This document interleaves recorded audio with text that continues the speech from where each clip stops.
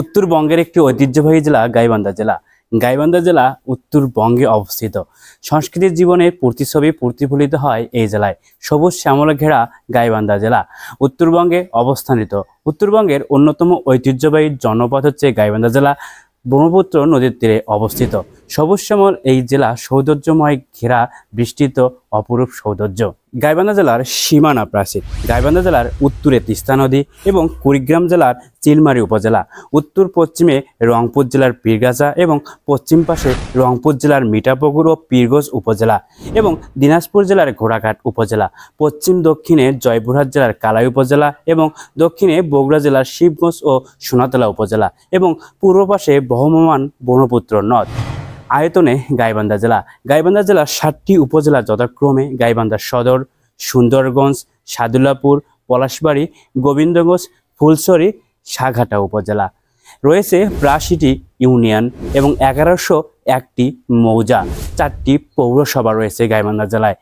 আর এর মোট আয়তন হচ্ছে 2179.27 বর্গ কিলোমিটার। সবচেয়ে বড় উপজেলা হচ্ছে গোবিন্দগঞ্জ উপজেলা এবং সবচেয়ে ছোট উপজেলা হচ্ছে পলাশবাড়ী উপজেলা।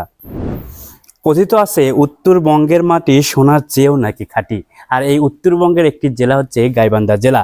এই গাইবান্ধা জেলার মাটি অনেকটাই সোনার চেয়ে বা সোনার মতনই খাঁটি। কারণ কি ফলে না বা কি হয় না এই মাটিতে, এই মাটির ভূতাত্ত্বিক বৈশিষ্ট্যটা আজকে আমরা জানবো। গাইবান্ধা জেলার বৃহত্তম বঙ্গ প্লাবন ভূমিতে অবস্থিত হলেও এর ওপর দিয়ে প্লাবিত নদীসমূহের গতিপথ পরিবর্তন এবং ভূপরিকল্পিত ভূ উত্তোলন এবং সেই সাথে ভূমিকম্পনের দ্বারা সৃষ্ট এই জেলার অধিকাংশই ভূমি নদী পলন দ্বারা তৈরি বা বষ্টিত। কথিত আছে উত্তরবঙ্গের মাটি সোনার চেয়েও খাঁটি। আর এই উত্তরবঙ্গের জেলা গাইবান্ধা জেলা। গাইবান্ধা জেলার মাটিও নাকি সোনার চেয়েও খাঁটি, যে মাটিতে সকল ধরনের ফসল ফলে থাকে। এই মাটির ভূতাত্ত্বিক বৈশিষ্ট্য। গাইবান্ধা জেলা বৃহত্তম বঙ্গ প্লাবন ভূমিতে অবস্থিত হলেও এর ওপরে দিয়ে প্রবাহিত নদীসমূহের গতিপথ পরিবর্তন এবং ভূকম্পনজনিত উত্তরণের ফলে এই জেলার ভূমি গঠনের বৈশিষ্ট্য অপর জেলার থেকে একটু ভিন্নতর। গাইবান্ধা জেলার অধিকাংশ ভূমি নদী দ্বারা বা বৃষ্টিত দ্বারা গঠিত। গাইবান্ধা জেলার ভূপ্রকৃতি অনেকটাই মজাদার। কোনো দেশে কৃষি, শিক্ষা ব্যবস্থা, বাণিজ্য, পরিবহন, যোগাযোগ ব্যবস্থা এবং জনবসতির উপর সেই দেশের ভূপ্রকৃতির ব্যাপক প্রভাব বিস্তার করে। ভূপ্রকৃতির ভিত্তিতে বাংলাদেশের 3টি ভাগে ভাগ করা যায়।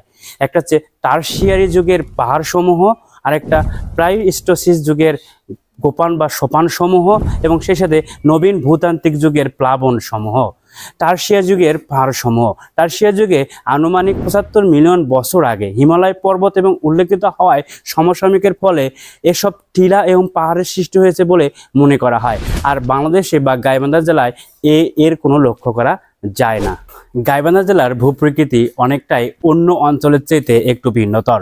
কোনো দেশে কৃষি, শিক্ষা, ব্যবসা বাণিজ্য, পরিবহন, যোগাযোগ ব্যবস্থা এবং জনবসতির ওপর সেই দেশের ভূপ্রকৃতি ব্যাপক প্রভাব বিস্তার করে। ভূপ্রকৃতির ভিত্তিতে বাংলাদেশের 3টি ভাগে ভাগ করা যায়। একটা হচ্ছে টারশিয়ারি যুগ, আর একটা হচ্ছে প্লাইস্টোসিস এবং সেই সাথে নবীন ভূতাত্ত্বিক যুগের প্লাবন সমূহ। আমাদের গাইবান্ধা জেলায় রয়েছে 2টি ক্যাটাগরি, একটা হচ্ছে প্লাইস্টোসিস এবং নবীন ভূতাত্ত্বিক যুগের প্লাবন সমূহ। যেটি প্লাইস্টোসিস অর্থাৎ খিয়ার অঞ্চলে, এটি গোবিন্দগঞ্জের কিছু এলাকায় বা খিয়ার অঞ্চলে এটি দেখা যায়। আরেকটা হচ্ছে নবীন ভূতাত্ত্বিক যুগের প্লাবন সমূহ। বাংলাদেশের বেশিরভাগ অর্থাৎ গাইবান্ধা জেলার বেশি অঞ্চলটাই হচ্ছে এই নবীন ভূতাত্ত্বিক যুগের প্লাবন সমূহ দ্বারা বেষ্টিত।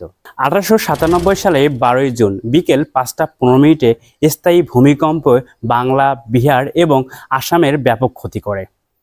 এর ফলে সেখানে অর্থাৎ শস্যাদি, কাঁচা পাকা ঘরবাড়ি, পাতকুয়া, রাস্তাঘাট, সড়ক সেতু, রেলপথ বিধ্বস্ত হয়। আবাদি জমি ডুবিয়ে যায়। নষ্ট হয় হাজার হাজার বর্গ একক জমি এবং ভূমিকম্পের ফলে ভূমির উচ্চতা বৃদ্ধি পায়। এর ফলে ছোট ছোট শাখা নদী জলের তলদেশে উল্লেখিত হওয়ায় অ্যান্ডোলির গতি হ্রাস পায়। এর ফলে ছোট ছোট শাখা নদী খালের তলদেশেই সেখানে হারিয়ে যায় এবং গতি হ্রাস পায়। অনেক ক্ষেত্রে গতিপথ পরিবর্তনও হয়ে যায়। খাড়াই ও মানস নদী সুন্দরগঞ্জ ও গাইবান্ধা উপজেলার আখিরা ও নলেয়া খাল পলাশবাড়ী উপজেলায় এবং এই জেলার ঘাগর নদীর গতি প্রবাহিত হ্রাস পেতে থাকে।